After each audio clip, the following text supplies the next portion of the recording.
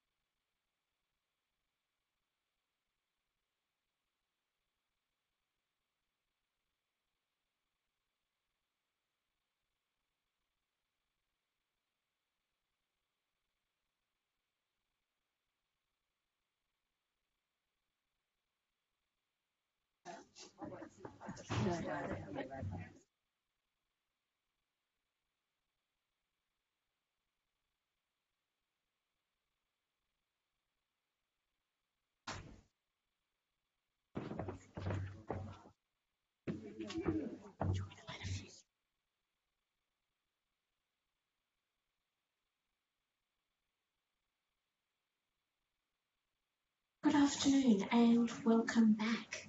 My name is Rachel Franks. I'm the Coordinator of Education and Scholarship here at the State Library of New South Wales, and I'm also a member of the Readers Services Working Group. Today I'll be chairing this session of Lightning Talks. Now, there are very many terrifying things in the world: medieval battlefields, trying to bathe an unhappy cat, and lightning talks. And one of the things that makes lightning talks so frightening is that you must stay on time, but we have a plan. So here's how this afternoon is going to work. If you talk to 4 minutes of your 5 minutes, if you talk to 5 minutes of your 5 minutes, and if you go to 5 minutes and 15 seconds, you get the idea. So I'm going to just sit down in the audience with you so that our speakers can get through their talks, and then all the time that we have at the end we will open up to you for Q&A. So first up this afternoon, Susan McElroy and Lynn White from Goulburn Library.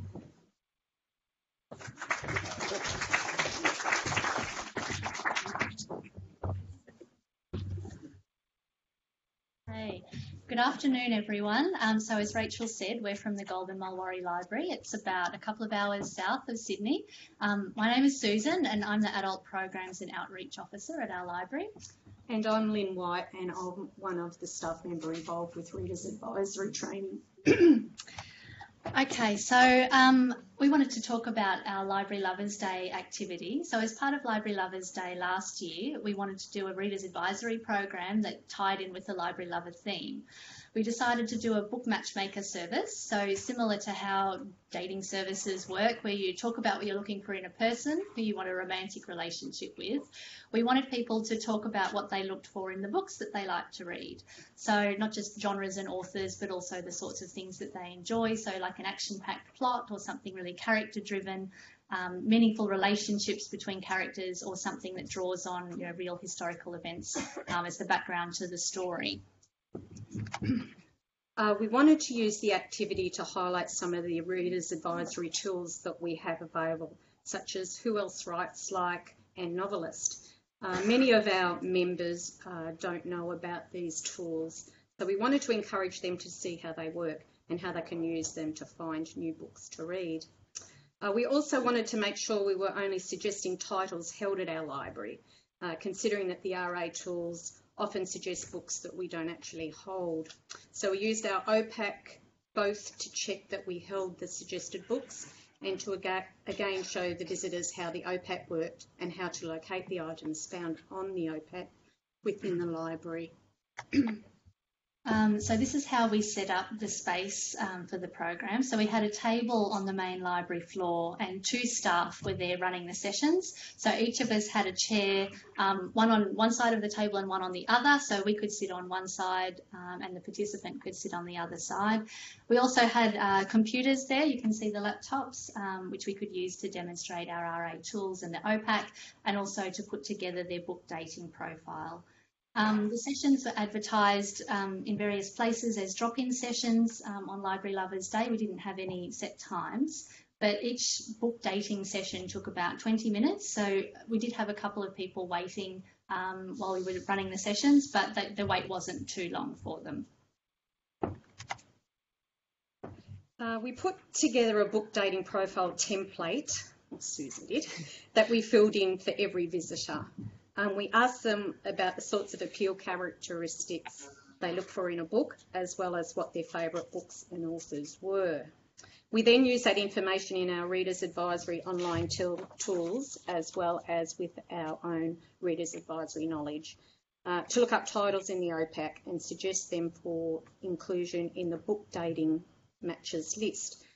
This was a conversation between us and the visitors about how each suggested title meant their desired appeal characteristics before we added it to the list. For the rest of that Library Lovers Day, and in fact we left it up for several days over that week, we had our book matchmaker table set up and we included a number of genre-based bookmarks, suggesting that if people like certain themes, certain authors or book titles, that they might also enjoy a list of books that we included on those bookmarks. Again, we also included on each bookmark how we sourced that list. So we chose from either Who Else Writes Like or Novelist, and we made sure that all of the titles that we included there were actually in our collection.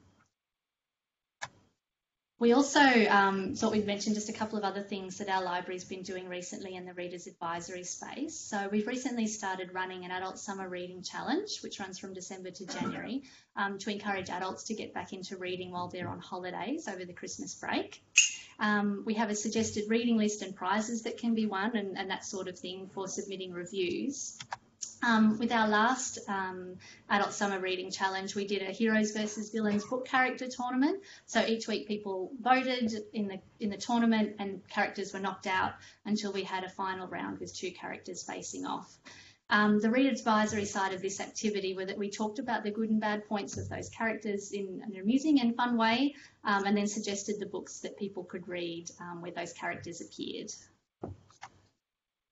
Another thing that we do regularly is Reader's Advisory is our weekly Tuesday shelf talk on Facebook. Each week we have a staff member record a few minutes video review of themselves talking about a book they've recently read and enjoyed. The focus in the video is on the appeal characteristics of the book, and we also talk about other popular authors or book titles that are similar to the book we're reviewing, so that people can get an idea of whether it would interest them or not. So thank you very much.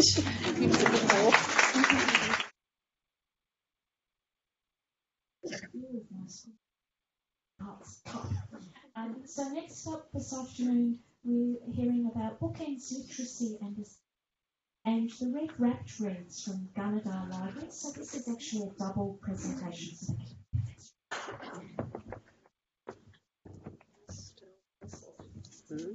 Sorry.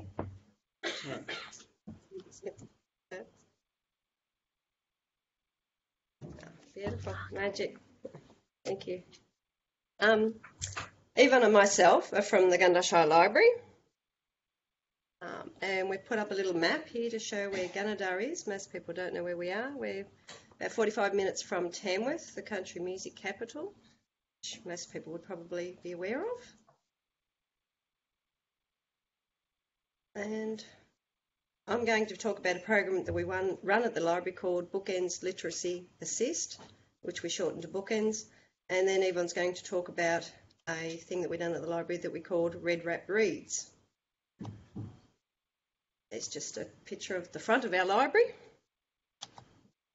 Other things we added, hours of our library, which is exciting. And then here's a picture of our staff. We have 3 permanent full-time staff and 2 permanent part-time staff.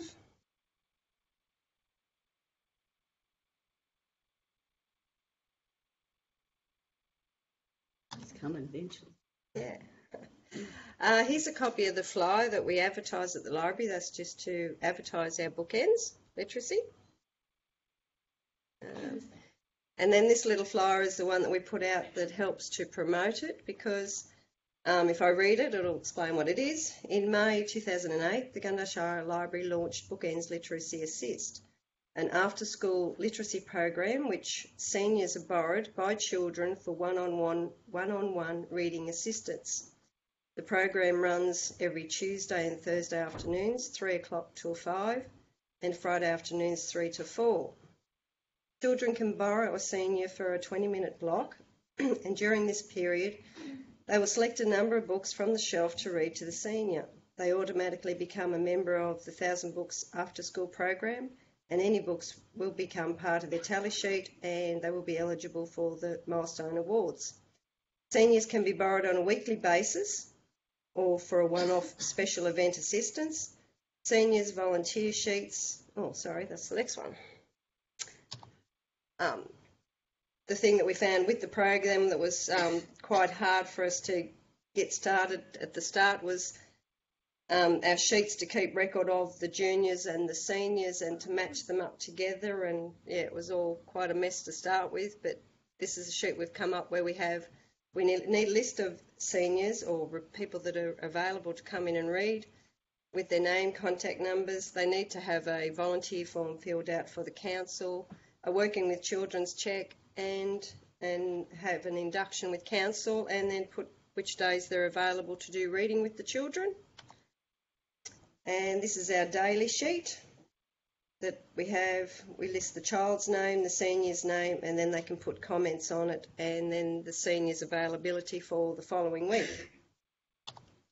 And this form is the juniors participants form that we have the children's name on it, and the date and the start time of their session, and the senior attending, and then whether they're available or they're both coming the following day of next week. And we've added a couple of pictures there of our seniors or the children reading to the seniors. And the last one is where in 2018 was the winner of the Innovation in Outreach Services Award we got for the Bookends Literacy Assist. And then, yeah, Yvonne's going to talk about Red Wrap Reads. Hi everyone. Red Wrap Reads was an idea that I had to incorporate Library Lovers Month and Valentine's Day. I thought about how many times that we've been asked, and probably by you also, when the borrowers come into the library that says, I don't know the author or the title, but it has a red cover, or whatever, any other colour that they say. So that's where the idea came from. I collected books from all different genres and which either had a red cover or a red spine, and put them all together on display in a special named area called Red Wrap Reads. The name came from wrapping the shelves like a present with red paper, red bows and red hearts leading to the shelves. I think that's on another one. Yeah. Here we are putting the finishing touches to the shelving that we had wrapped, and then we chose, in this one it shows we've chosen special books. We chose these books as an added incentive, and we especially marked them to win a box of chocolates. And here we have some of the books that we had chosen. In this one, it's Winners Are Grinners. As you can see, they were very excited to win. Funny enough, the first two books that were pulled off the shelf were winners. So they were all like, it was just, yeah, it was a coincidence, yeah. A library member was so keen to win a box of chocolates that she borrowed a book that was in Chinese, even though it did not have, she could not read Chinese, and it didn't even have any pictures in it. Yeah, next one. Here's some of the other displays that we had in the library. We have this caterpillar the hungry caterpillar, which morphs into different things each month, and this one here is a heartworm. Most of the borrowing time during February, most books borrowed during February are not the usual ones that the borrowers would read, but we will be continuing this idea in another display in latter months with different coloured books, as it was a great focal point and a talking point in the library. Thank you. Oh, sorry. This picture here is of our librarian, Chris. She has got her hands on her hips saying, "What are you girls up to now?" Yeah, thank you. Yeah.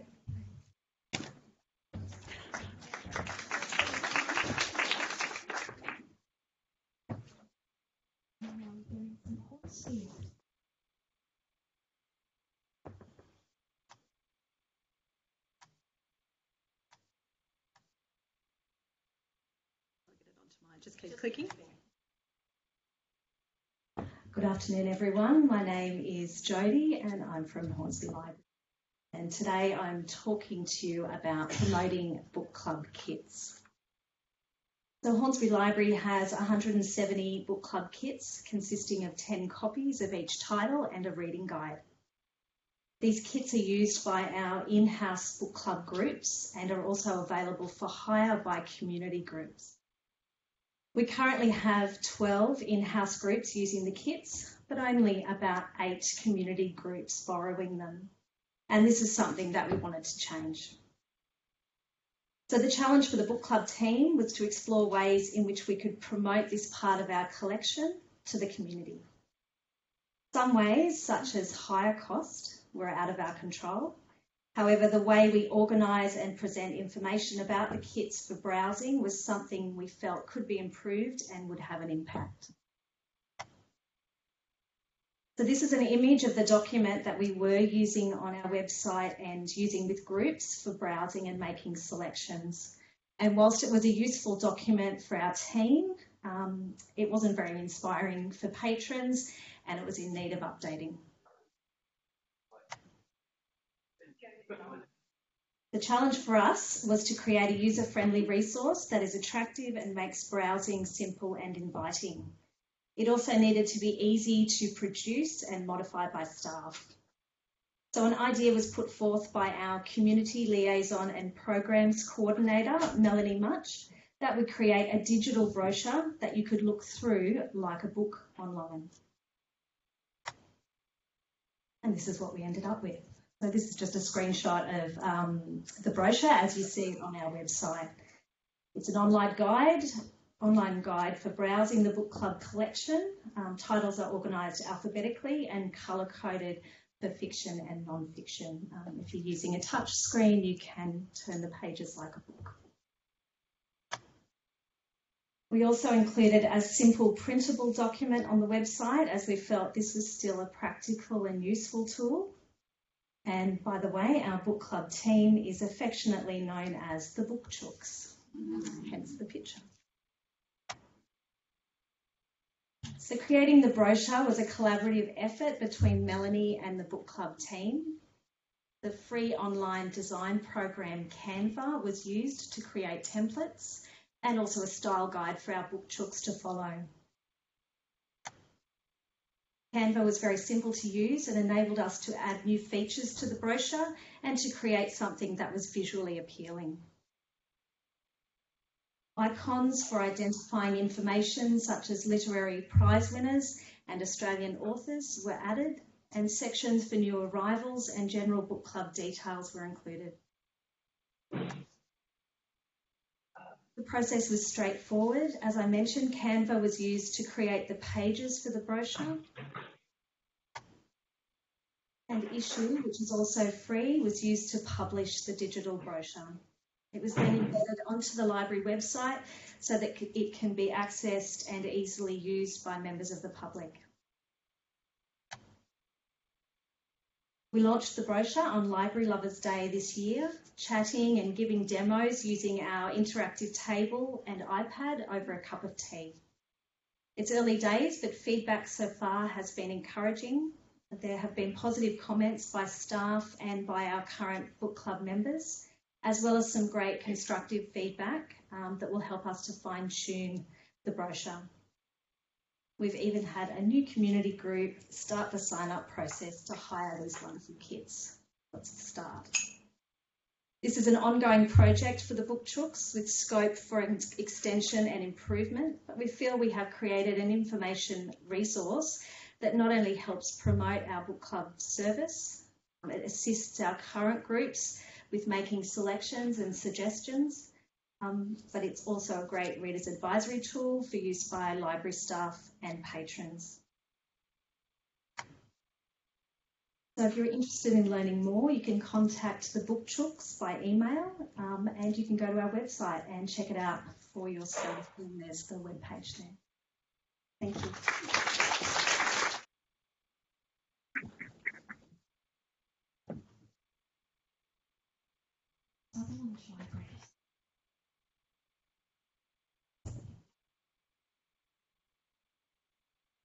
Hello everyone, my name's Monique and I'm from Sutherland Shire Libraries, and I'm going to be talking about Cat in the Hat Day and our Read with the Cats program. Sutherland Shire Libraries have been running a very successful Read with the Cats program with the Sutherland Shire Animal Shelter for the past 6 months. This is where attendees come along to the animal shelter to read with the cats. They can bring their own books, library books, or books donated by the library, and read those to the cats. As I'm sure you all know, the 2nd of March each year is Cat in the Hat Day, and this year we're celebrating Dr. Seuss's 115th birthday. On this day, it's customary to read a favourite book with your child. It could be one of Dr. Seuss's books, or it could be another children's book author. The whole point of the day is to engage children in reading and get them to read on a regular basis. So on the 2nd of March, as the 2nd of March fell on a Saturday this year, we thought it would be a perfect way to celebrate by holding a Cat in the Hat Day story time, followed by a Read with the Cat session at the Sutherland Shire Animal Shelter. As you can see, we set up marquees near the cattery for the story time. Attendees were invited to dress up as their favourite Dr. Seuss character and bring along a picnic blanket to sit on and to enjoy fun stories and activities. As you can see, there were some very curious kittens watching everything we did from afar. Some of the cats just loved the attention. This particular cat spied the camera and saw this as a perfect photo opportunity, a very photogenic feline. The event consisted of 3 consecutive storytime sessions of 20 minutes each, which were followed up by up to 30 minutes in the cattery reading with the cats. Part of the reason for hosting these events is to socialise the cats. Often the cats come to the shelter and they're overwhelmed, timid or scared, and the rhythmic sound of people reading can help the cats get used to people. As you can see at this event, most of the cats were curious, playful and friendly, enjoying the company of lots of children and their families over the morning. Depending on the cat's preference and temperament, attendees read to the cats in the reading chair or as the cats relaxed in their cat condos.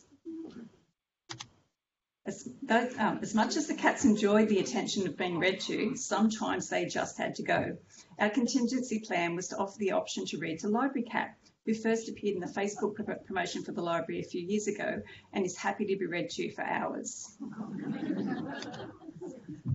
Those cats who felt they just needed some time out either left of their own accord or were assisted back to their condos by shelter staff.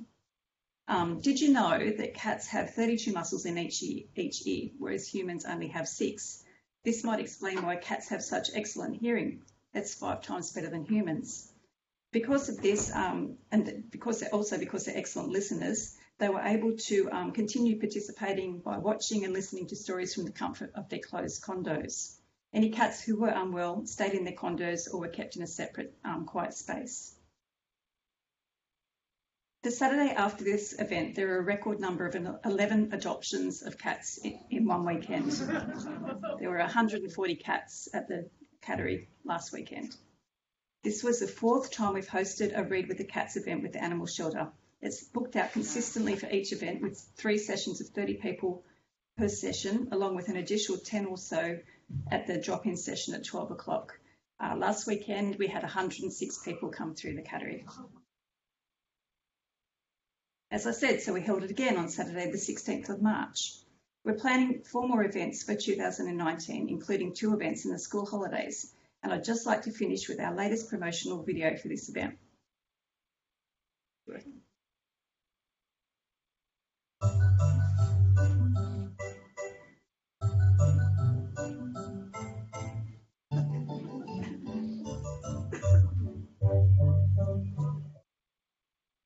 Thank you.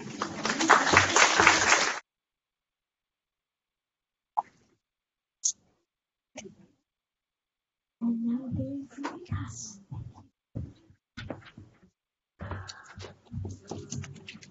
They say you shouldn't go on stage with children. I don't know about following animals.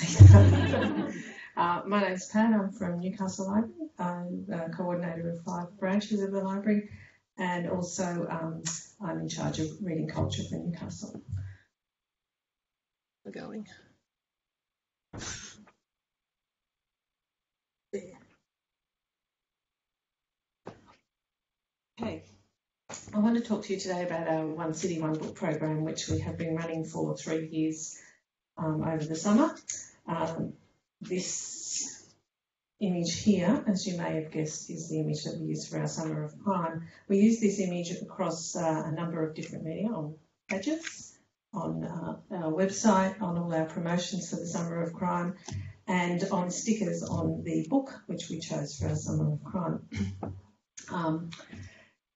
So in previous years, we have chosen a book. We've had a big book club built around that book. But this year, because it was a crime book and because crime is such a broad and popular genre, we thought we'd go a little broader, and we actually decided to have a Summer of Crime. We kicked off with the launch of the Summer of Crime and the revealing of our book, which was The Ruin by Derville McTiernan, with Dr. Xanthi Mallet, who is a forensic anthropologist, and you may have seen her recently on Channel 9, I think it's Channel 9, looking at an unsolved murder or a travesty of justice or something. She was amazing and was talking about the Beaumont children, Kelly Lane, Kathleen Folby. It was a really good introduction to our Summer of Crime. Then we moved on to our next exploit. We have a group in Newcastle Dark Stories. They run crime tours of Newcastle. They write plays. They wrote a play about Ivan Milat, which was performed in the bush down in one of the reserves out of Newcastle. It's audience interactive, and they wrote one for us, which was a murder in the library. The audience met in one room of the library, and over the course of the play worked their way to the library basement where someone was murdered. Then, this is some of our paraphernalia that we produced to promote the Summer of Crime. We had our own little leaflet because we had so many things on. We wanted to get that out. So we had our crime trivia, which was sort of successful. It was the time of year. I think December's a tricky time to get people out to things, so just keep that in mind for next year. We had bookmarks with including some lovely photos from our local history collection, which were gruesome enough. So we had a true crime book list, we had a crime fiction, and what's the other one, Donna? Anyway, so we had 3. Then we were lucky enough to have the captured exhibition, which was provided by State Records. We have that in our local studies lounge. That was a fantastic exhibition which included portraits of from the State Records of criminals and their little biographies beside them. We also had Dr. Penny Stannard from State Records, who came along and fleshed out the stories of those people in the exhibition. Next. In January, we took our crime spree on the road. Sue Ryan, our local history librarian, who is a really entertaining presenter, put together some stories about some of our local unsolved crimes. We went over to Tomaree Library and Raymond Terrace Library, where Sue spoke about some crimes in that area. And then we had a really successful twilight talk at a local wine bar and cafe. I'm sure Sue was the main attraction, not the wine. And then the final event, which was attended by the State Library's very own Rachel Franks, and Dervla McTiernan, was our big book club, which we held in the town hall at Newcastle on Library Lovers Day. We had around 200 people, and we were really lucky because Dervla's second book, The Scholar, was due for release the following Monday, and we had pre-sale of that book in the evening. Dervla was absolutely delightful. If you ever get a chance to have her in your library, grab her. So in order to get our Summer of Crime going, we purchased 40 copies of The Ruin. Over the time between when we started our Summer of Crime in November and when we had our big book club in February, we had 473 loans. So it's a good way to get your loans up. We did a few fun teasers for our Summer of Crime on our Facebook page. We had a serial killer or librarian competition where we had photos of various serial killers. Poor old Melville Dewey, everyone was sure he was a serial killer.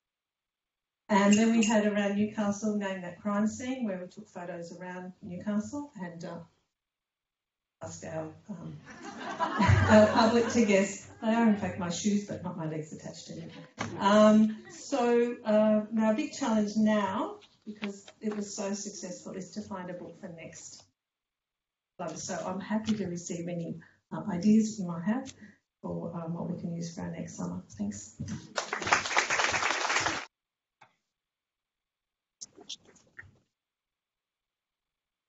Thank you, everybody. Terrific talks. It's great timekeeping by the visual speakers. I had to do no work. So if you have any questions, we've got about 15 minutes, a little less. Just wave your hand and I will come to you with this. And then you need to just give me a couple of seconds to run back to the person who will answer your question. Or they can walk up to you, depending how comfortable they feel. Any questions for... Well, there's got to be a question about cats and serial killers, but not in the same question.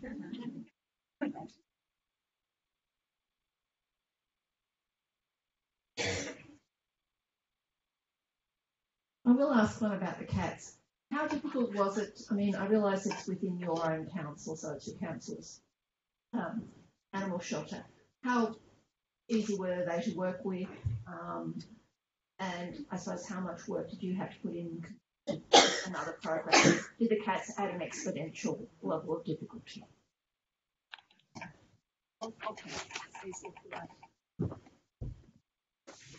As a cat lover, I was delighted to come up with this program to run that because I loved the idea of going down to the animal shelter and getting to spend time with cats. And because there were so many cats at the animal shelter, I thought it would help raise the profile and increase the adoptions. There was probably the most work that we would have done would be purchasing equipment for it. We had to get a trolley. We had to find books that we could donate. The promotion of the event. And we had plenty of volunteers, plenty of librarians who were happy to come down and attend the event. One of the lessons we did learn was the very first event we held, we had 168 people turn up, but we didn't have a booking sheet because we did it as a drop-in event in the school holidays. So we had a wave of people coming down. So we did a very impromptu booking and 30 people per session to go in and talk with the cats for 15 minutes each. But no, it wasn't any more work than any other program. Thank you.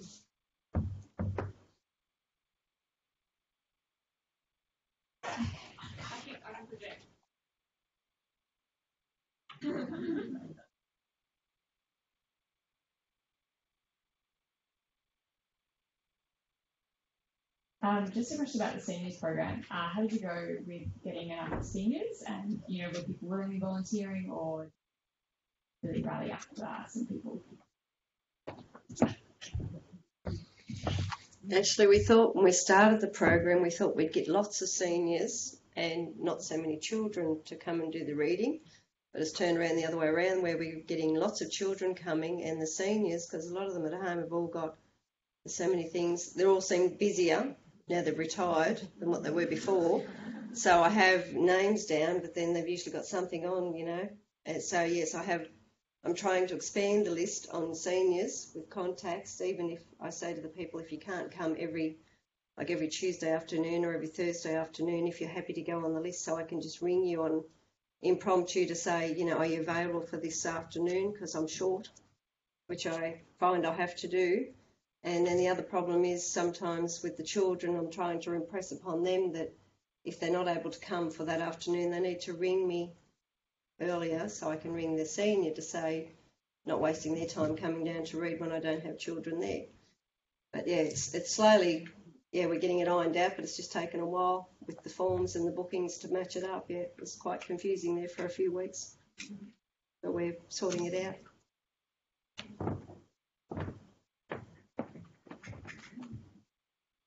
Questions? Comments?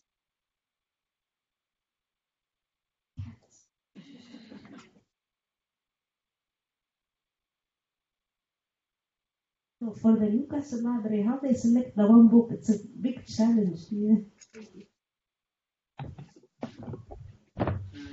It is a big challenge. The first year we had Jasper Jones as our book, and that happened by sheer chance because the play was going to be the Civic Theatre, and we thought we'd give it a whirl. The second year we had The Birdman's Wife by Melissa Ashley. That was quite easy to pick because we actually have a collection of good books in our local history library, so we were able to have an exhibition in line with that. And I read The Ruin and loved it, and I said, this is it. This is the book. So staff can suggest ideas. We get a few staff to read some books and see if they think it will have that broad appeal. It has to have a fairly wide appeal. Yeah, and also we try to get authors who are relatively new because they seem to really enjoy the experience. Yeah, so.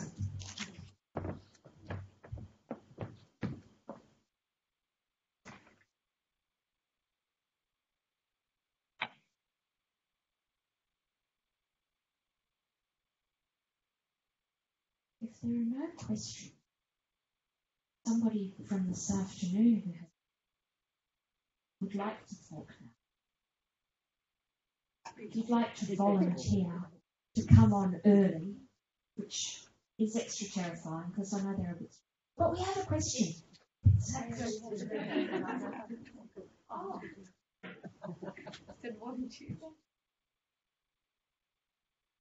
Okay. Canterbury Bankstown. What a good job.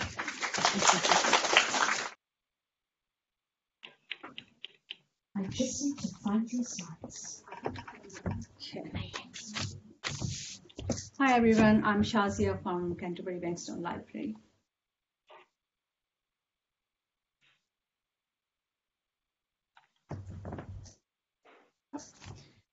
So, Canterbury Bankstown Library arranged several activities and events to engage library patrons and community members at all levels. Today at this forum, I'm going to share two most popular events, which are 5 days Readers Advisory Challenge and Library Lovers Day. So 5 days Readers Challenge was organized for 5 days, staff to participate, and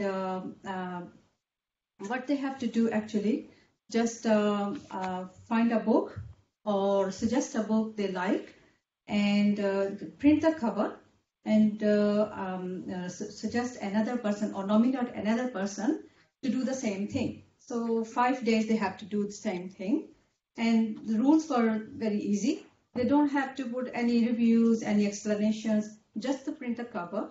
And when each day whoever print the cover, they will nominate the next new reader to accept the same challenge. So it goes for 5 days. And there was a nomination wall you have created.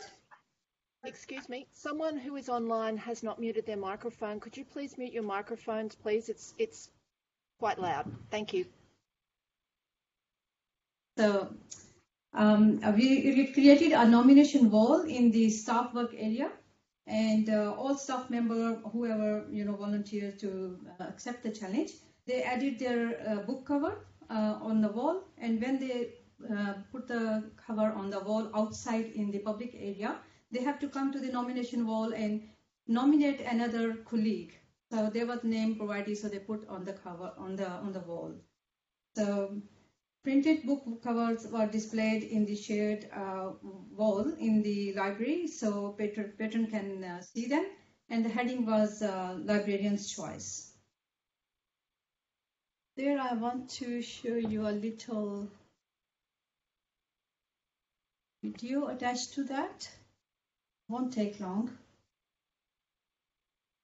Right. Sorry.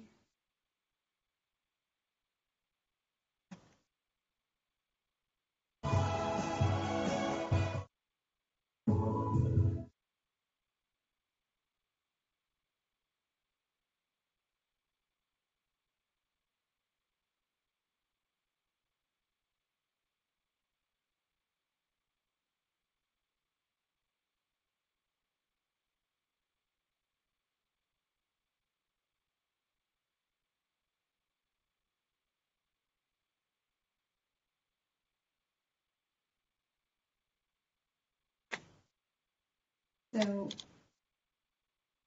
at the Facebook page, 242 people reached and 44 engaged to our library's Facebook. And people also commented saying they were good choices. So the benefits we gained by this little challenge were it boosted knowledge of different titles by sharing. The involvement of our library staff was a positive activity. It helped customers to look at those recommended books available in our collection, and it also helped us to increase our borrowing circulation as well. So next one is Library Lovers Day.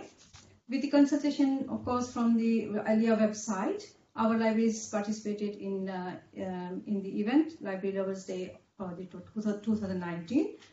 As per this, all locations have a less capacity of staff. So according to their capacity of staff and time, they have made displays and celebrated Library Lovers Day. But all libraries offered a variety of items to borrow from our displays and invited people to read a love coaster. So we also ran an activity. So there were few activities in the library we were running. So first one was we are asking our community members to leave a written recommendation of the book they have fallen in love with and pick up a new one. And second one was a roving quiz, which a librarian hosted, dressed up with a theme or character. And on the day when they are dressed up, they are roving and walked with the chocolate basket. And there was a quiz asking questions and giving them the chocolate as incentives. And staff also asked to share their selfies with their favorite pet, person, food, place, and book. So there was a wall created saying it is all about love, and all the staff photos were advertised there. So there was a photo booth created with the popular story characters like Shrek, Rapunzel, Prince Charming, Snow White, and young generation liked it, and it was really they showed enthusiasm and participation was there.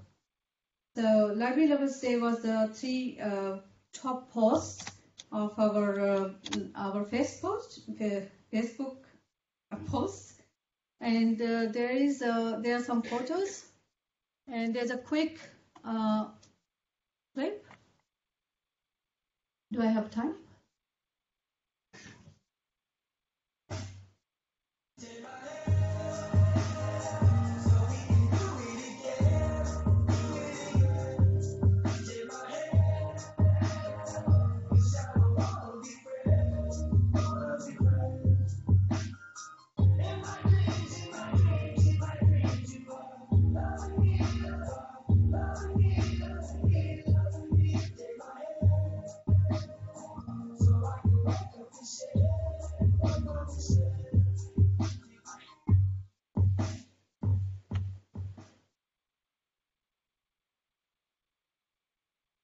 Okay.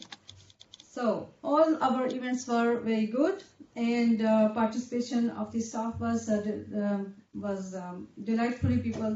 Sorry, I just messed up. All librarians participated very delightfully, and our patrons took much interest in the displays and activities. There was an amazing response from our borrowing displays.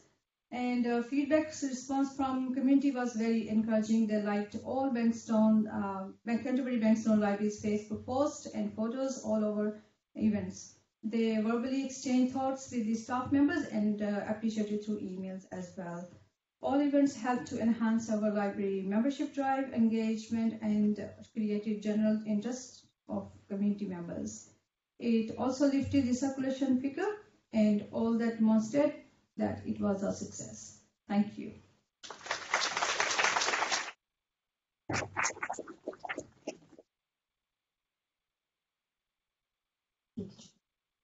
Let's thank all of the presenters on this first session.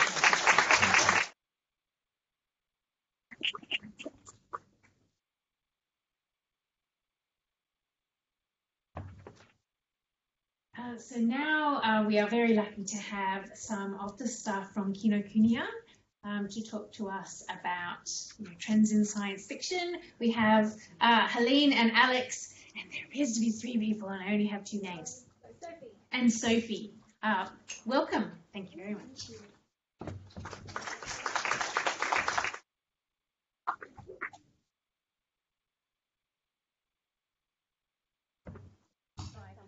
Hi everyone. Hi everyone. Can you hear me? Yeah. My name's Sophie. I work at Books Kinokuniya, which is a very big bookstore sort of just down the road in the Galleries, Victoria. We have one of the largest books catalogues around the place, and I work for the business sales department, which means that we have accounts direct with educational facilities, with libraries and schools. So I just wanted to let you know that if you wanted to set up an account with our department, we sell books direct to libraries. We give 20% off across the board for all books, and we invoice. We can post to you, and we can look up books. We can back order books. We know a lot about products. You can come in, you can check out the books, we can have you in store, or you can email through to us. So I just wanted to let you know that that is something that Books Kinokuniya does offer. And if any of you are interested, I've got some paperwork about how you could sign up. My email, my card, so you can send me through an email or give me a call. So yeah, if that's something that anyone's interested in, feel free to grab some paperwork, come along, ask me questions. I don't know if I've explained that very well, but if anyone has any questions, if anyone's interested, just let me know. Okay. I'm going to be the spanner in the works here because it's not letting me open the PowerPoint. It just keeps telling me it's not opening. Can I try another? We've got another thumb drive just in case. That would be beautiful. Yep. Sorry. Glad to hear I'm not the only one who carries multiple thumb drives. Well, I'll just vamp. Yeah. I can do the membership thing if you're. Okay, great.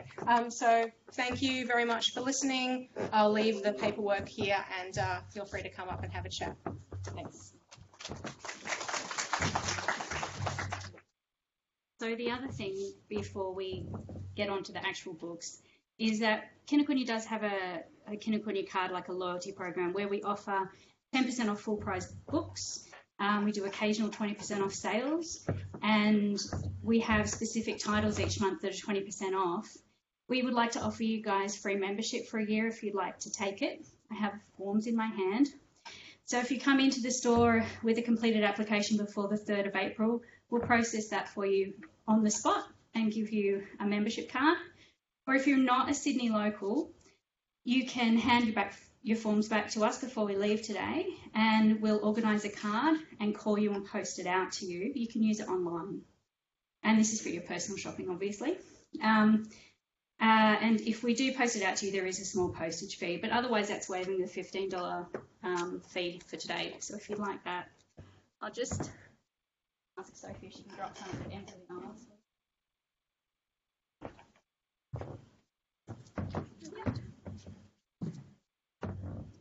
So hello, we're from Kinokuniya. I'm Helene Byfield. I am one of the buyers there, so I look after a lot of the buying for the store. So let's just say for our purposes today, I look after the science fiction and general science books. And Alex, my colleague here, looks after psychology and kids' books. Obviously, we do a little bit more than that, but for today, that's what we do. So we're going to, I guess, what are we going to do? We're going to run through some books. So we just basically have a slide with some titles up. We'll take some questions at the end if you like. I realised I was a bit more organised with the science side of things, so if you want to ask any questions about science fiction at the end, I'm happy to take some questions. Basically, so we're looking both at old and new books because our bookstore does quite a lot with our backlist. We're more of a range bookstore, so our split is roughly 50-50 front list, backlist titles. We're also lucky that we have a staff who read quite broadly.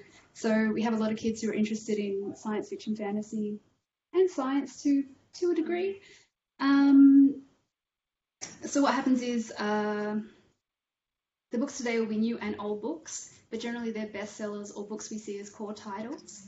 So what I've done is broken it up into subcategories within science and subcategories within science fiction. And then Al will talk about psychology and kids' books. Just if you're, like, I don't know how much into science fiction, fantasy and science books you guys are, but there are a couple of things to keep an eye out for each year, I guess, with regard to figuring out how to range your libraries. Any of the big prizes, so for science fiction, you're looking at the Hugo Award, which is a World Science Fiction Award, or the Locus Award, which is an award awarded a science fiction magazine, the Nebula Award, or the Aurealis Awards. All of these are kind of quite good to keep an eye on, just to keep, I guess, keep in mind what's happening in those areas. And then for science, you're probably looking at the Royal Society Science Book Prize and also the Wellcome Trust Book Prize. The Wellcome Trust, I think the long list has just come out, and they always have a really good array of kind of sciencey type titles. So I guess it's just, if you don't have much time to kind of range your sections, that's kind of a good way to see something that you might be interested in. All right, so how do we just click through? Can we arrow down or? All right, I am not very good at PowerPoint, so there we go. This is the first PowerPoint presentation I've actually put together. Usually I have help, but Alex helped me, so it worked out. It was my first too, but you don't. Well, she's what, like 24 hours ahead of me, maybe? We're much more paper people, but that's okay. All right, so just a couple of general science titles. A Short History of Nearly Everything by Bill Bryson is, Bill Bryson's obviously more readily known for his travel books, but he kind of wanted to have a look at, I guess, the world we live in on a more scientific way. So this is his quest to understand everything that has happened from the Big Bang to the rise of civilization, how we got from there being nothing at all to here being us. So he's kind of writing on a whole range of things. So he's writing on geology, chemistry, particle physics, and yeah, it's a really good general science book. And if people have read his travel narrative, he's a recognizable name that they can hopefully jump into a science title. Like sometimes it's difficult to get people to read science because sometimes they think it's going to be too difficult, but this is a very good general science book. Another book is Convergence by Peter Watson. So this is basically a book about scientific schools of thought and worlds colliding. So Convergence is a history of modern science with a significant twist. Basically, instead of just looking at, say, physics or, geology or, a single school of science, he looks at the connections between physics and chemistry and how sometimes what happens is people will be studying something in a different area and then notice that there'll be some sort of correlation in a different field. So Peter Watson says that, in recent years, astronomy has been augmented by particle physics, psychology has been increasingly aligned with physics, and chemistry has taken some, some ideas from economics and helped that to kind of, help that to inform what people are doing in those areas. So I guess it's kind of a broader view of science, but also looking to see where different worlds collide. Randall Munro's Thing Explainer is a really, really great book. It's actually quite a large format. I didn't bring it today because I couldn't fit in the bag. It looks like basically a kid's picture book. So what he does is he was interested in the idea of how to explain, I guess, difficult concepts really simply. So you can give this to kind of like an 8-year-old kid, you can give it to an adult. So he's using kind of big concepts, but he's looking at big concepts, but using illustrations and a vocabulary of only 1,000 common words to explain, basically what he's talking about. So it's a really great book. We sell it every Christmas. It's a good thing for like young kiddos who are trying to get into science. It's a good thing for older people who want to kind of understand what a different theory, like what a particular theory is about. And then our friend Harari with Sapiens, A Brief History in Humankind.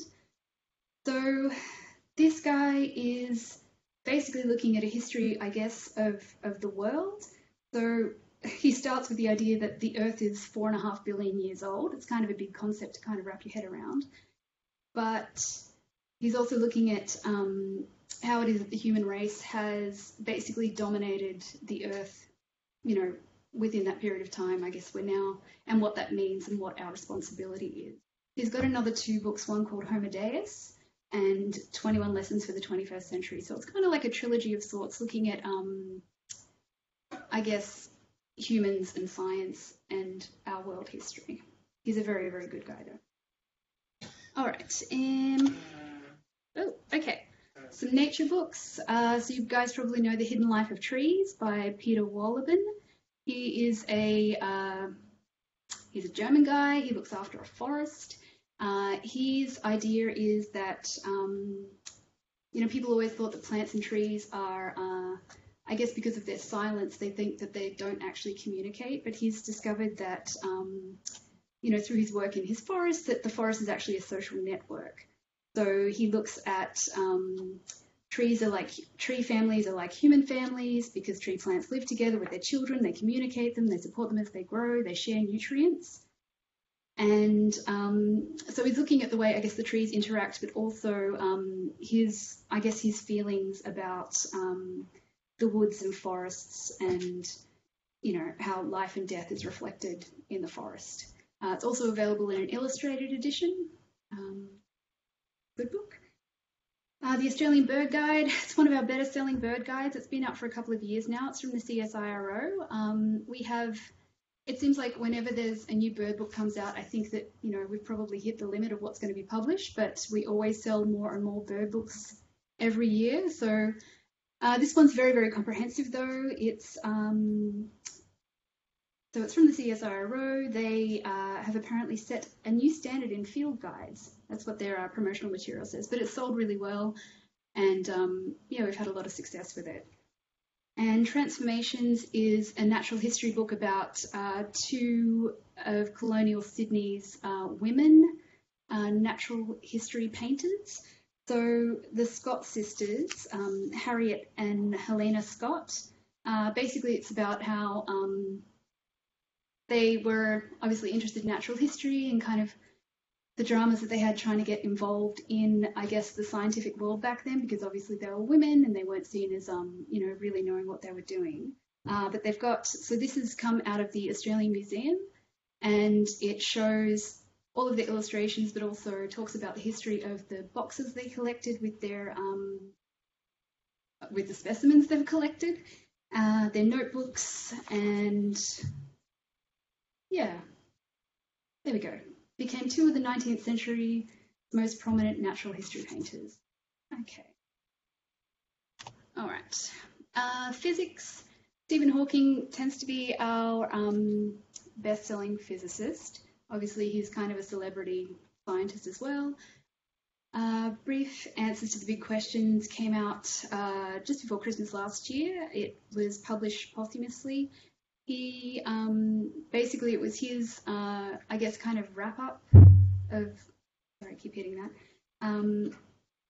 Basically, his final thoughts about the universe's biggest questions. So, he asked questions like, is there a God? How did it all begin? How did it all begin? Can we predict the future? And also he looks at the challenges we face as a human race and where we as a planet are heading, and what we need to do about that. His earlier book, A Brief History of Time, we still sell an awful lot of. I'm not entirely sure how many people make it all the way through, but it's nice that they're buying it. So this is basically his, his big book, about the nature of time. So was there a beginning of time? Could time run backwards? Is the universe infinite? So big ideas. I haven't jumped in myself. There is also a briefer history of time if people are a little bit intimidated by the size of it. And the third book is by Carla Rovelli, Reality is Not What It Seems. So from Aristotle to Albert Einstein, from Michael Faraday to the Higgs boson, this theoretical physicist takes us on a wondrous journey to show us that beyond our ever-changing idea of reality is a whole new world that has yet to be discovered. He has 2 other books, which we've had, good success with as well. And I think he'll keep writing, I guess, for a general audience.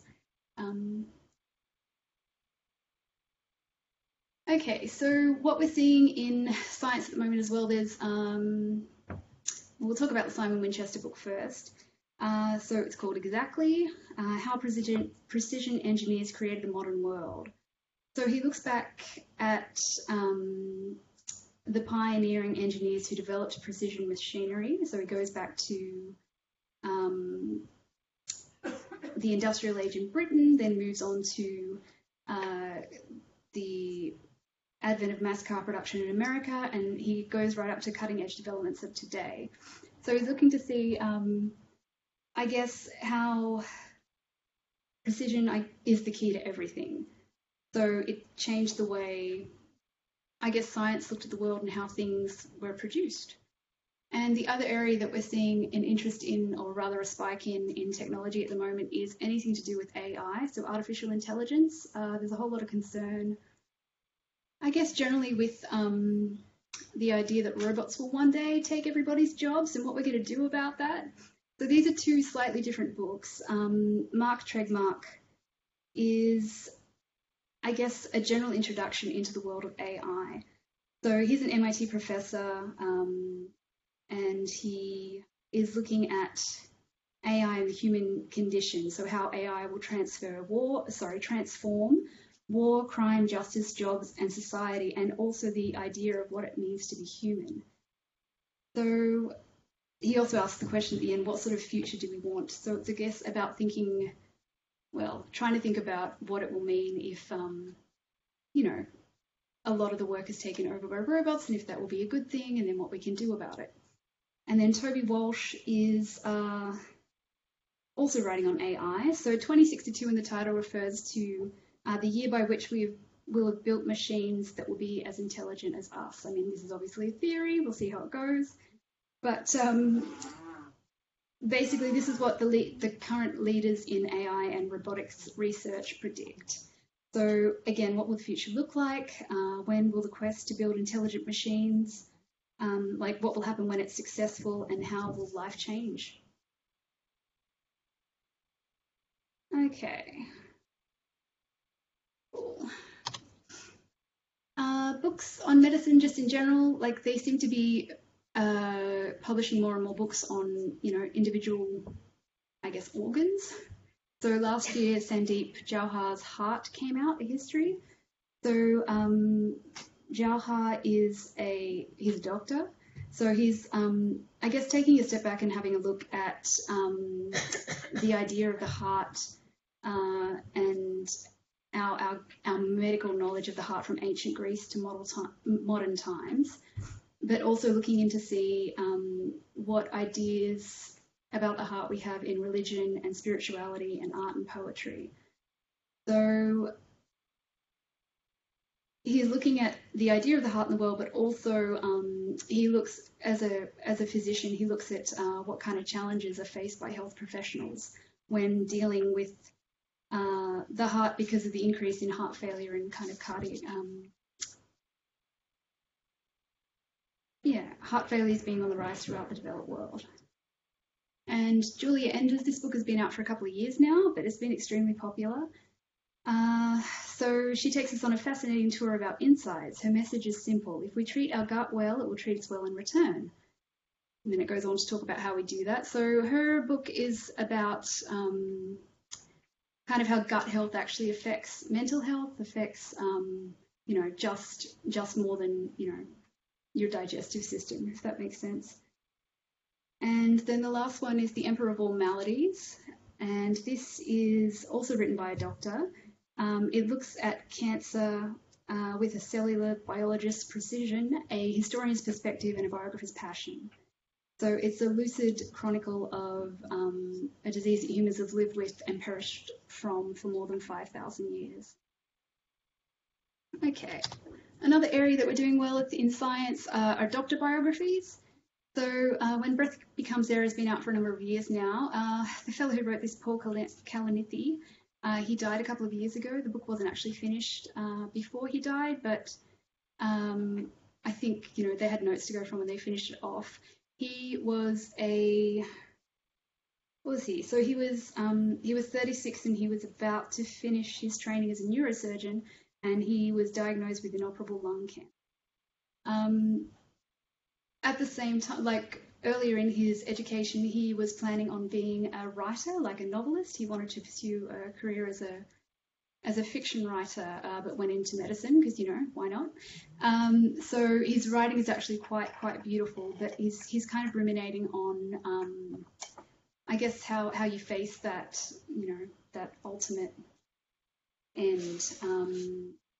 And also the idea that he was a doctor who was used to kind of talking to people about these really dire situations, but how did it work out for him being on the other side when he knew that there was nothing that he could do about it because, he had all the training to understand that things weren't going to work out so well for him. And the other one is called This Is Going to Hurt by Adam Kay. So Adam Kay is a junior doctor in the NHS in the UK. I love the blurb of this one. So it talks about 97-hour weeks, life and death decisions, a constant tsunami of bodily fluids, earning less than the parking meter. So this is basically a funny account of what it is to be a junior doctor in the NHS in the UK at the moment. And anyway, I don't know if you're going to finish it, but he decides to walk away from it in the end because it's too stressful. So I guess it's also telling about what's happening in the UK health system at the moment.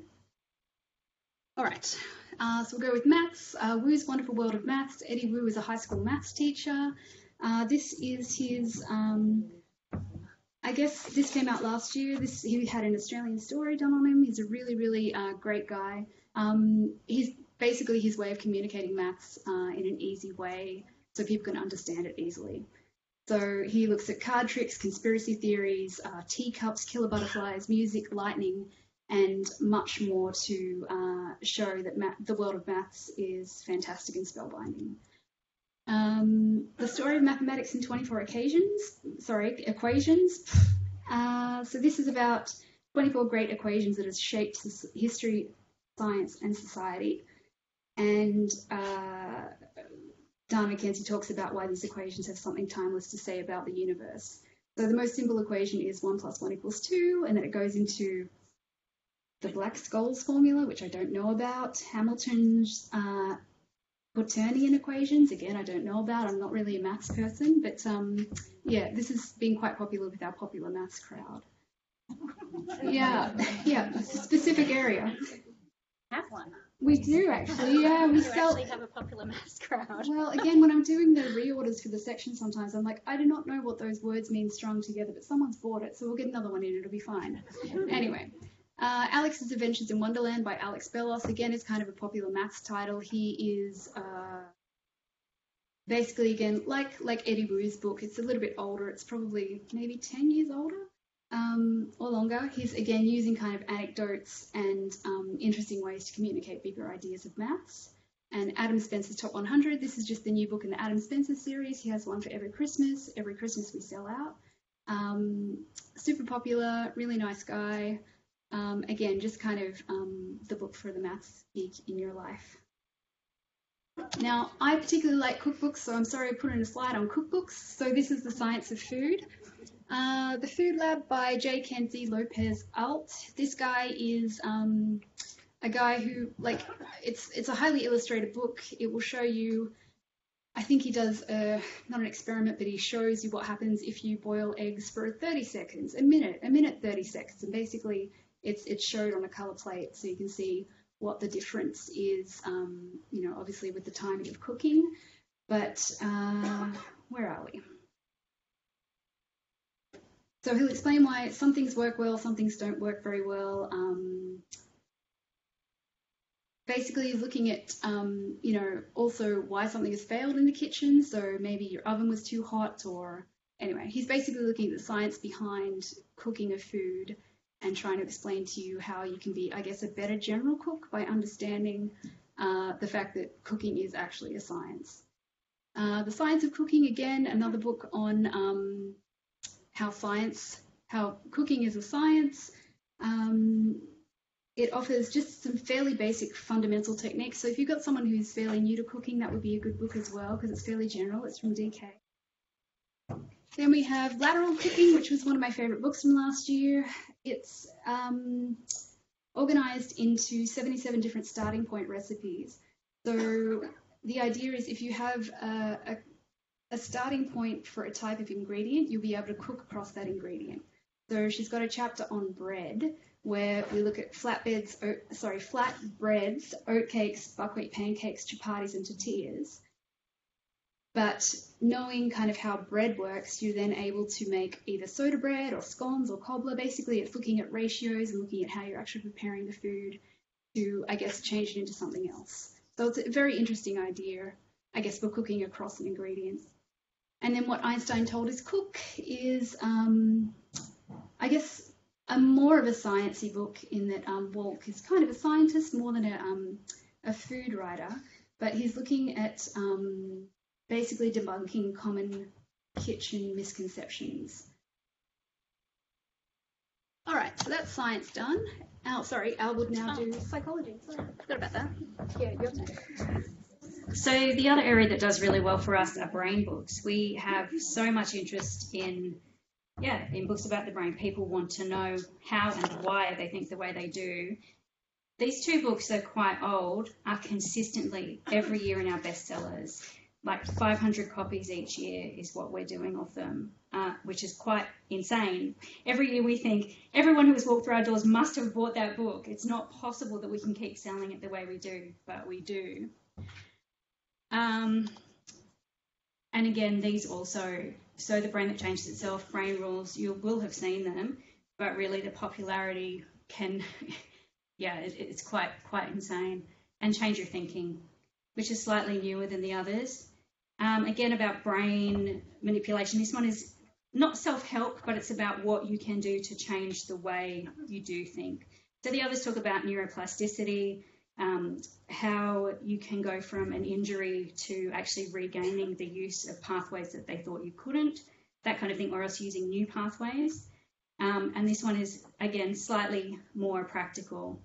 The last psych title I've put up is this one, which again is just a couple of years old, but there's been quite a lot in the media about science and trauma and post-traumatic stress disorder and how this actually physically affects you.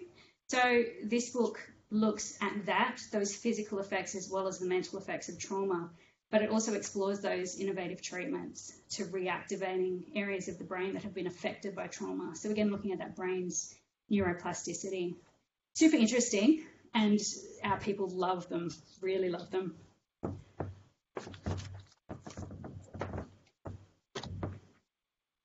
All right, so science fiction, kind of broken up into little categories, smaller categories rather. So dystopias, obviously the opposite of the utopia, so where things are kind of bad and no one's really having a good time apart from the people on top. Some older books and some new books. So Zamyatin is by a Russian guy from, I think, anyway, much earlier on in the in last century. But so it's a Russian dystopic novel. It stands alongside 1984 and Brave New World. It's not only an indictment of the Soviet Russia of Zamyatin's time, but it's a precursor to the works of Orwell in the dystopian genre. the line that the blurb used is also a prefiguration of much of the 20th century history and a harbinger of the ominous future that may lay ahead of us. Yeah, so if you want kind of a happy read, maybe stay away from the dystopias. John Lanchester's The Wall it's only been out for about a month now. This is, it's basically about what happens when a future Britain becomes even more isolationist and builds a literal wall around it, which is guarded by the population. Different people have to, spend different amounts of time on the wall.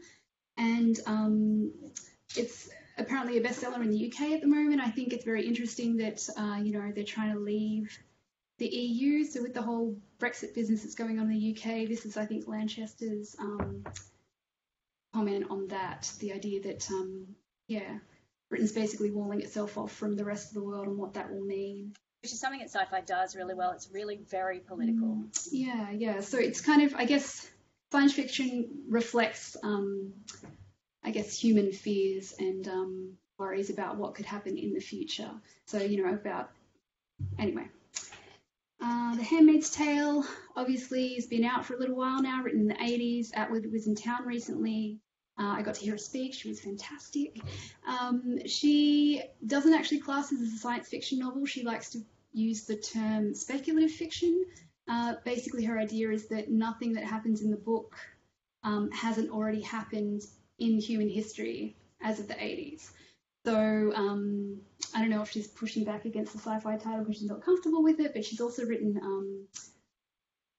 Oryx and Crake, which is kind of another science fiction take, more climate fiction, cli-fi. It's another subgenre. I know, it's hilarious, isn't it? Love a subgenre, but what happens when there are problems with climate and what that means. But again, I guess she's also called that a speculative fiction book, even though I don't think a lot of what happens in that one has necessarily happened yet. Anyway, so Handmaid's Tale still selling really strongly off the back of the TV show as well, and also, because of what's happening with various things in America with women's reproductive rights just now. Fantastic. The Power by Naomi Alderman, again, is kept in our general fiction section, or literature section. It won the Women's Prize for Fiction a couple of years ago. Basically, this is, I guess, another kind of feminist science fiction book. It asks the question, what if the power to hurt were in women's hands? So what happens one day is all these teenage girls wake up and they find that with the click of their fingers, they can inflict pain and even death on basically whoever they like. What does that mean what does it mean when this kind of power shift happens, particularly in the hands of teenage girls who are, anyway, it's a very good book. She's a great writer. Hopefully not too angsty. I know, that's right. If you're having a bad week, just stay away from people, right? Anyway. All right.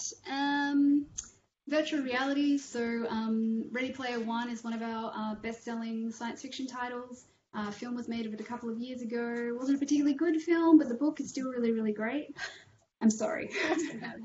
Well, I guess the thing is as well, when someone tries to make like an epic science fiction thing, it's never really going to match what's in your brain. So you're like, wait a minute, he can look like that. That's not what the landscape looks like. So basically what happens is Wade lives in a world where I guess kind of the planet is dying and oh, look at you. Well done. Oh, Sophie's being my barrel girl. Nice. Okay, I've only got 10 minutes. It's really, really good. Really like it. Basically, it's kind of set around a computer game that people are doing battle to kind of win this ultimate fortune. William Gibson's Neuromancer was written in the 80s. I really love William Gibson. Back when he was writing then, he was the guy to coin the term cyberspace. Like, he was very, very much interested in the interaction of humans and technology. He is still writing now, but all of his stuff seems to have been, I still really like his books, but I think what's happened is the technology has caught up to where he was writing, so now he's writing about, how humans are faring in this world of super technology. So Pattern Recognition is another book by him, and it's really, really great. It's about this cool hunter. Anyway, but Neuromancer was kind of his first big hit. I'm just going to run through some other stuff. Okay, so the Hugo Award, every time a Hugo Award is announced, we sell, bundles and bundles of the books in the next month. John Scalzi is a Kino favourite. He is very funny, but also he knows the science fiction really, really well. The Red Shirts is about basically the non-heroes you don't hear about in science fiction films and novels. So in Star Trek, the Red Shirts, usually the guys who are going to die. So he basically writes a story about some fellas who realise that they're the ones who die all the time and how they try and band together and kind of stop that from happening. Very good, very clever. N.K. Jemisin, she is fantastic. This is the first book in a series. The other two books in the series also won the Hugo Awards in consecutive years. She's a fantastic, fantastic writer. Anne Leckie, also fantastic. Ancillary Justice,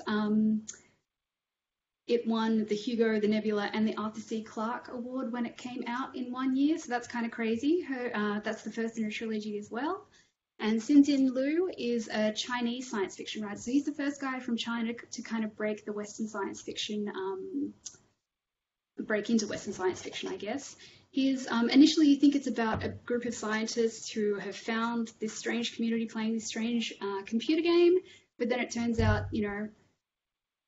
we don't realize that aliens are interacting with us, and there are 2 more books to follow it.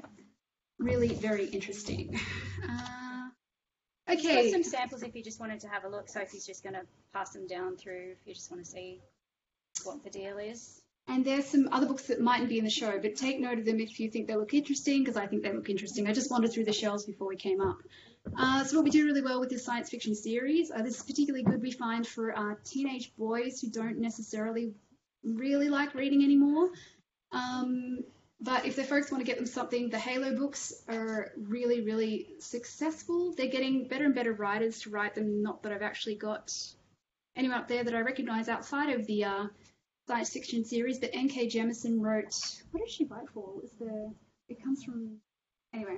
N.K. Jemisin wrote a novelization of one of the big game books the year before last, and that was a really big deal because she's like a Hugo Award winner. So this stuff is getting, I guess, more and more, popular, but anyway. So Halo, basically the boys who are playing, or the people who, not just the boys, the people who are playing the games like to come in and read about the stories. It either gives them further insight into how to play the game, or else it just kind of gives them another space to go into in the world that they like. The Warhammer books, we sell a lot of as well. I'm not particularly into military science fiction, but one of our guys at work really is, so he's really great at talking to people about why they should read these series.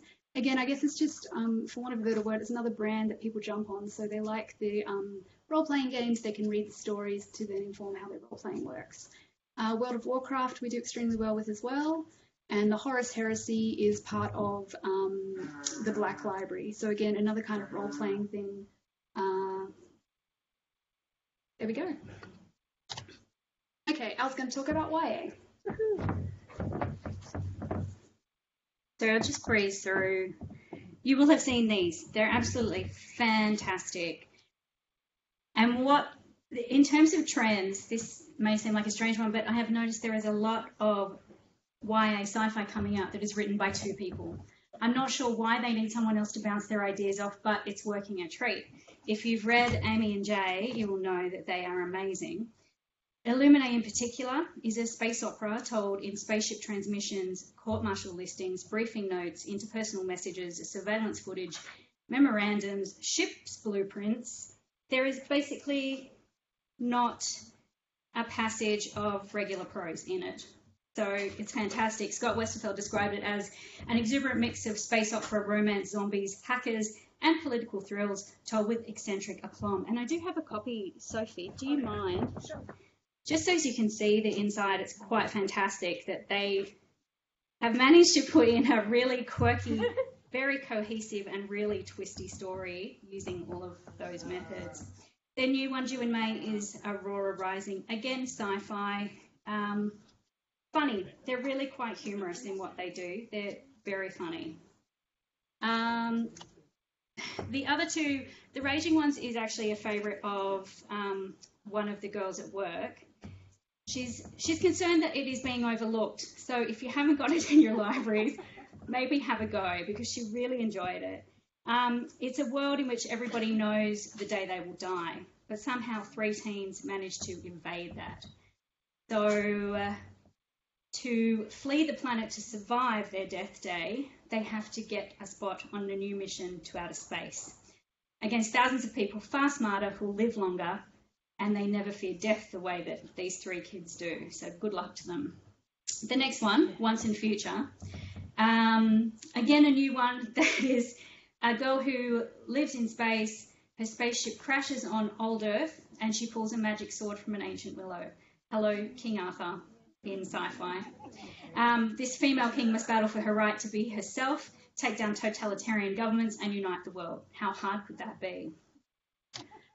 Guy Without Stars, I don't know anything about, but I'm just using it to show you that it is still written by 2 people. It's out in June in the States. It's another one. Jessica Brody, I know quite well. She's done quite a few other YA books.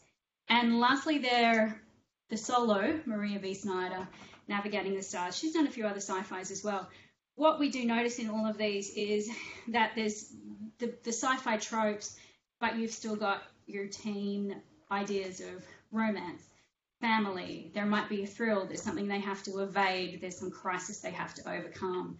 Not that I'm belittling the way they do the sci-fi. The sci-fi is normally fantastic. You know, it's very solid, but it's still those same ideas that you would normally see in YA. Again, Jay Christoph, who is local, he's a Melbourne guy. These ones, Robots and Future Tech, Jinxed, fantastic, about a girl who's trying to get into an elite tech college, but misses out until she finds a fantastic cat tech. We've got, obviously, post-apocalyptic, same as adult. The lovely Lily Wilkinson, After the Lights Go Out, is a post-electromagnetic pulse, so potentially a nuclear explosion. Hive by A.J. Bett, waiting for the second book, which is due any moment, to really place where this is, but it looks like it's post-apocalyptic and it is set in a self-sufficient dome underwater. So at the end of the first book, she just manages to get out, but you don't know what she's gotten out to. Dry, Neil Schusterman, amazing, award-winning, and is as it sounds. What happens when the water runs out? Neil Schusterman is coming for Writers' Fest. There'll be secondary school days for a Sydney Writers' Festival with him. And Survival Game, they're calling The Road for Teens. Mind and Body Modifications, you will know Scott Westerfeld probably from the Uglies series. This is Imposters, which is the first book in a new trilogy with him. That is in the same world as Uglies.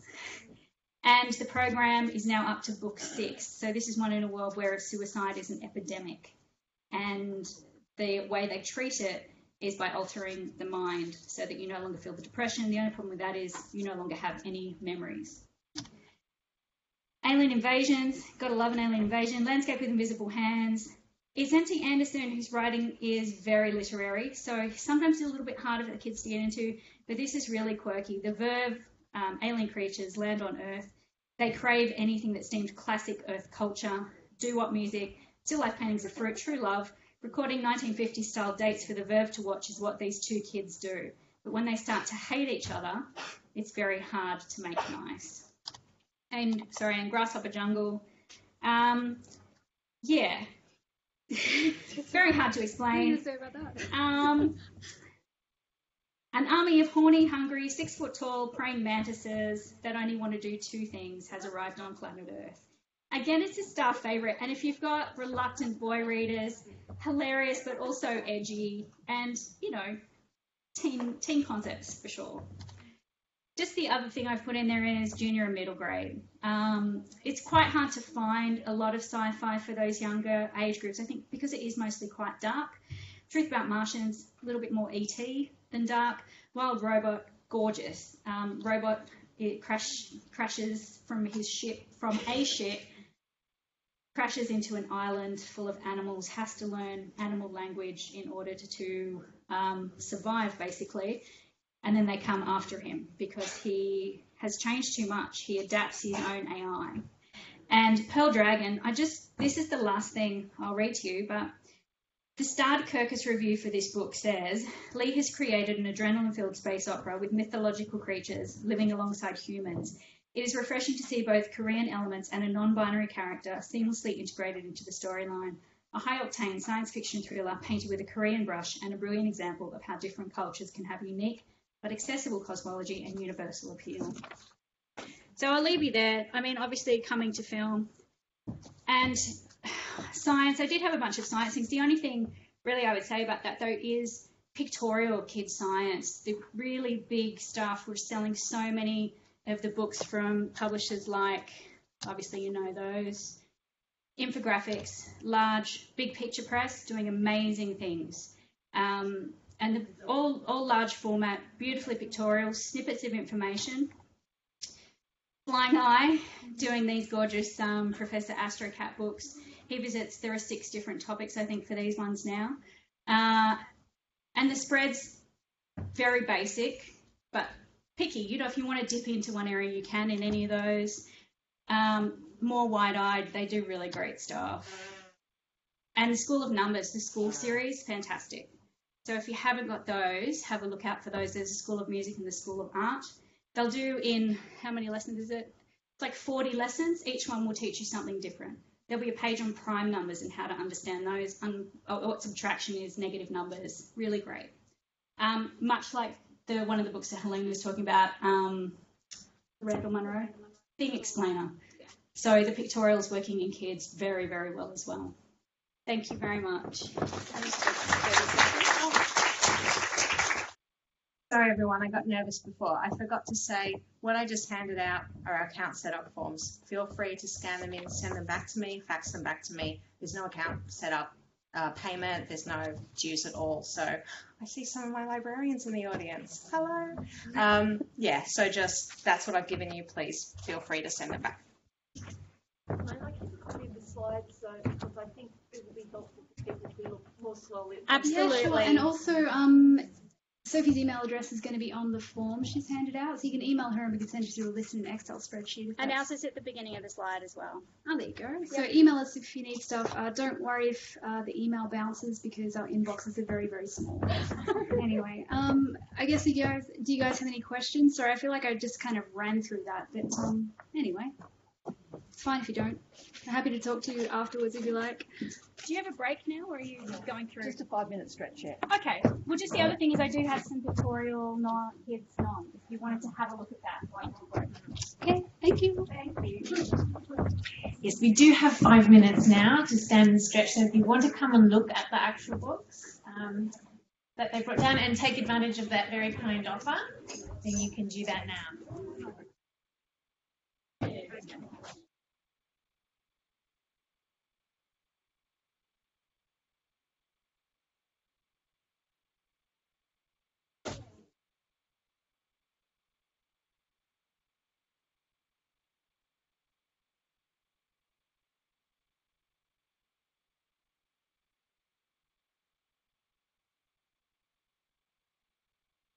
Just to let you know, we're going to be changing URLs and the new one will be up pretty soon. Okay, bye.